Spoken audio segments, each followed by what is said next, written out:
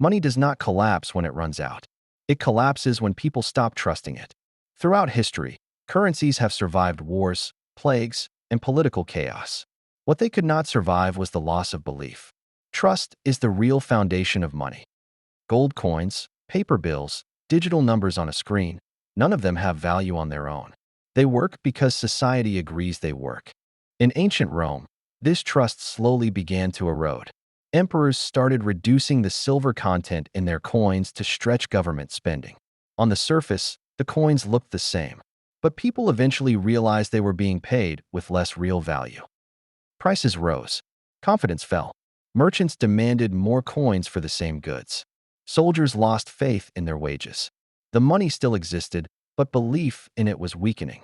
Rome did not fall in a single dramatic moment. It weakened as trust in its currency weakened. Centuries later, the same pattern appeared in Weimar Germany. After World War I, the government printed enormous amounts of money to pay debts and reparations. At first, it seemed manageable. But as more currency flooded the system, people began to doubt its stability. Prices started rising faster. Then they exploded.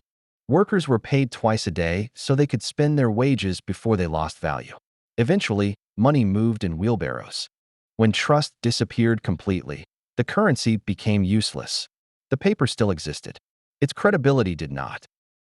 This pattern repeats across civilizations. In Zimbabwe, inflation spiraled until trillion-dollar notes were printed. In Argentina, repeated debt crises damaged confidence in the peso. In every case, the physical money remained. What vanished was belief. Modern economies are more complex, but they are not immune to this principle. Today, most money is digital. It exists as entries in banking systems and central bank reserves. Governments borrow continuously. Central banks expand balance sheets. Debt grows larger each year. As long as people believe the system will remain stable, it functions. Markets operate. Credit flows. Transactions continue. But confidence is fragile. When citizens begin questioning whether their savings will hold value, whether governments can manage debt, or whether inflation will erode purchasing power, the foundation shifts. Bank runs are not about cash shortages. They are about fear. Inflation is not only about supply. It is about expectations. Money is a social contract. It represents a shared agreement about future value. When that agreement is strong, economies expand. When it weakens, cracks form. Once it breaks entirely, recovery becomes painful and chaotic. History shows that empires rarely collapse from a single event. They decline when the invisible trust supporting their institutions begins to fade. Currency debasement, excessive borrowing, and policy instability do not immediately destroy a system. They slowly strain belief.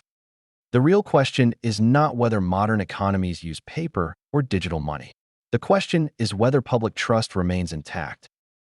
Because once people stop believing in money, no policy can force them to trust it again overnight. Money is not just currency. It is confidence. And history suggests that when confidence collapses, everything built on top of it begins to fall as well. If this gave you a new perspective, consider subscribing. History leaves patterns behind. We just have to recognize them.